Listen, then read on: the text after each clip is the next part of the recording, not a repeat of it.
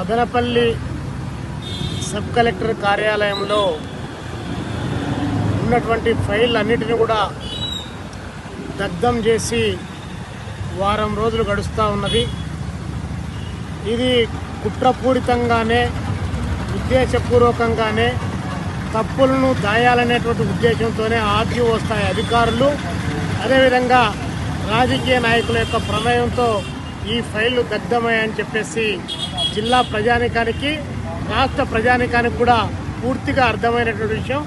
అయినప్పటికీ కూడా వారం రోజులు అవుతా ఉన్నా ఇంతవరకు ఎలాంటి చర్యలు తీసుకొని వారిని అరెస్ట్ చేయడంలో ఇంకా అలసత్వం అనేటువంటిది కొనసాగుతూ ఉంది. తక్షణం దీనిపైన అరెస్టు చేసి వారిని దోషులను శిక్షించాలని చెప్పేసి మేము కోరుతా ఉన్నాం. అధికారులు మాత్రమే శిక్షిస్తాం, మేము అంతవరకే మా చేత అవుతుంది అనేటువంటి పద్ధతిలో రాజకీయ వ్యవస్థ పనిచేస్తే